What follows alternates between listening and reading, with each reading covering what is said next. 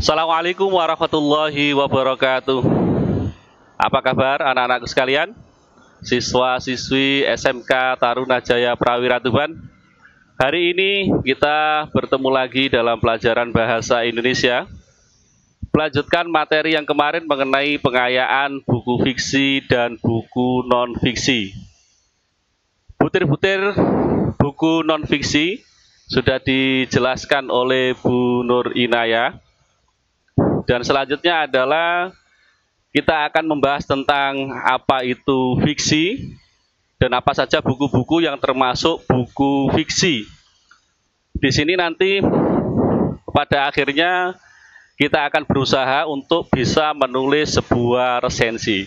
Baiklah, kita bahas lebih dahulu di sini apa perbedaan antara fiksi dengan fiktif. Nah, di sini biasanya orang salah paham dan menganggap sama antara fiksi dengan fiktif. Padahal sebenarnya fiksi dan fiktif itu berbeda. Coba ada yang tahu? Oke. Jadi yang dimaksudkan dengan fiksi itu adalah karya sastra yang bersumber dari realitas kehidupan sehari-hari. Jadi karya-karya yang didasarkan pada realitas dalam kehidupan sehari-hari seperti novel dan cerpen itu dinamakan dengan fiksi. Sementara fiktif itu artinya adalah tidak ada, tidak nyata, atau semacam karya khayalan, hanya berdasarkan imajinasi semata. Sementara dasar yang digunakan bukan dari kehidupan sehari-hari. Inspirasinya bukan dari apa yang dilihat sehari-hari, tetapi hanya apa yang dihayalkan. Ini fiktif namanya. Sementara fiksi ini dasarnya adalah realitas, namun sudah melalui sebuah proses namanya proses imajinatif. Proses imajinatif ini ada bahasa figuratif, ada bahasa-bahasa yang digunakannya tidak sama dengan bahasa-bahasa pada umumnya, sehingga memberikan kesan yang begitu bagus dan bisa menimbulkan imajinasi atau bisa menimbulkan daya bayang bagi seorang pembaca. Ketika kita membaca, kita bisa membayangkan. Nah, di sini adalah namanya fiksi, yaitu karya sastra yang bersumber dari realitas kehidupan sehari-hari, khususnya adalah cerpen. Baik, kita lanjut mengenai buku fiksi dan buku non-fiksi. Ya, untuk buku fiksi, seperti tadi yang kita jelaskan bersama, yaitu karya sastra seperti novel dan cerpen. Sedangkan buku non-fiksi, ini ada buku sastra seperti buku yang non-sastra seperti buku karya ilmiah, pengetahuan umum, dan lain sebagainya. Ini saya bawakan beberapa contoh. Yang pertama, ini ada sebuah novel. Novel semacam ini dinamakan dengan buku fiksi. Ya, ini dari pengalaman penulis, dari kehidupan yang dia saksikan, kemudian ditulis menjadi sebuah novel. Ini dinamakan dengan buku fiksi. Sedangkan buku yang berikutnya ini adalah cerpen. Nah, ini adalah kumpulan cerpen. Cerpen ini juga termasuk buku buku fiksi ya, termasuk buku fiksi. Cerpen dan novel, kalau novel ini imajinasinya luar biasa, sedangkan untuk cerpen itu imajinasinya tidak terlalu terasa karena lebih mengedepankan apa yang ada di dalam kehidupan sehari-hari. Bahasanya pun di dalam cerpen itu adalah bahasa sehari-hari yang digunakan. Jadi tidak banyak bahasa figuratifnya, lebih banyak bahasa sehari-hari. Ini namanya fiksi. Yang ini juga fiksi. Satu namanya novel, yang satu namanya cerpen. Oke, selanjutnya untuk buku non-fiksi atau buku non-sastra, ini ada buku umum seperti ini. Bagaimana tips membuat karya ilmiah, tips membangun rumah yang bagus. Ya. Ini termasuk namanya buku karya umum. Buku karya umum ini masuk kategori non-fiksi. Misalnya juga bagaimana cara budidaya Jamur Jungle. Nah, itu semua masuk kategori buku karya umum atau pengetahuan umum. Sedangkan yang seperti ini adalah buku karya ilmiah. Ini sejarah. Sejarah itu karya ilmiah. Karya ilmiah ini juga termasuk dalam kategori buku non-fiksi. Bagaimana? Sudah bisa dibedakan ya? Jadi ini buku karya umum, yang ini adalah karya ilmiah. Dua-duanya sama-sama non-fiksi. Baiklah anak-anak sekalian, kita lanjutkan saja.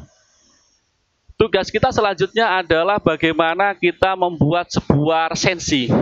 Nah, resensi itu apa? Perhatikan. Resensi atau disebut juga teks ulasan. Jadi ada yang menyebutnya teks ulasan. Ini adalah sebuah teks yang mengulas, membahas mengenai isi buku, musik, pementasan, seni lukis, seni pahat, dan lain sebagainya. Jadi semua hasil karya itu bisa diresensi. Cuma hari ini yang kita bahas hanyalah resensi tentang buku.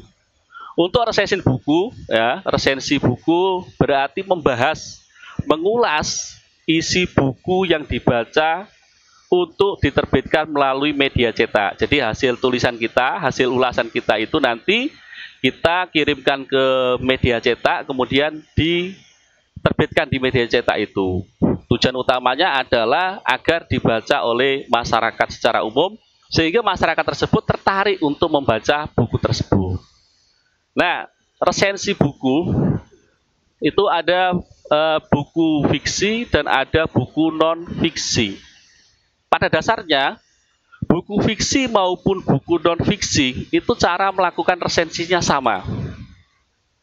Cara melakukan resensinya sama, cuma ada perbedaannya sedikit. Tapi perbedaan yang sedikit ini menjadi lebih rumit. Artinya, pada resensi fiksi dicantumkan biografi singkat penulis. Sedangkan pada resensi non-fiksi tidak perlu mencantumkan biografi. Ini untuk biografinya. Oke, kita lihat saja perbandingannya di sini. Yang pertama buku fiksi, judul ada, non-fiksi, judul juga ada. Judul resensi itu berbeda dengan judul buku. Misalnya buku ini judulnya adalah lukisan kaligrafi, maka judul resensinya bisa beda, bisa mengungkap makna dalam lukisan kaligrafi, bisa seperti itu judul resensinya. Jadi judul resensi berbeda dengan judul buku. Nah, di mana letak judul buku? Letak judul buku nanti ada pada identitas buku. Ini sama-sama ada ya, fiksi ada, non-fiksi juga ada. Sinopsis buku sama-sama ada. Biografi singkat penulis ini hanya ada di resensi buku fiksi, sedangkan untuk buku non-fiksi tidak perlu mencantumkan biografi singkat penulisnya. Dan berikutnya yaitu mengenai ulasan. Nah, ulasannya ini yang beda. Kalau buku fiksi itu yang diulas adalah unsur intrinsiknya. Yang diulas sama, apa kelemahan-kelemahannya, apa kelebihan-kelebihannya. Ulasan buku non-fiksi juga sama, apa kelemahannya dan apa kelebihannya. Hanya saja kalau buku fiksi itu yang diulas adalah kelemahan dan kelebihan unsur intrinsiknya.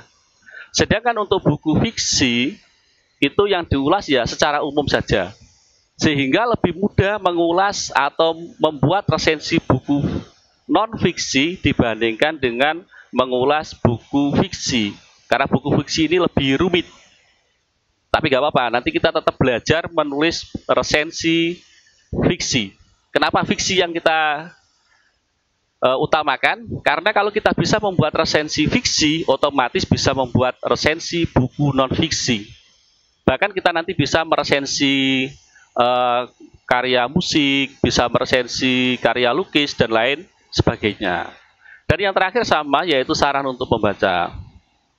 Saran untuk membaca ini biasanya untuk buku fiksi itu sebelumnya diberi semacam kesimpulan terlebih dahulu, baru dikasih saran. Sedangkan untuk buku non-fiksi langsung saran untuk membaca.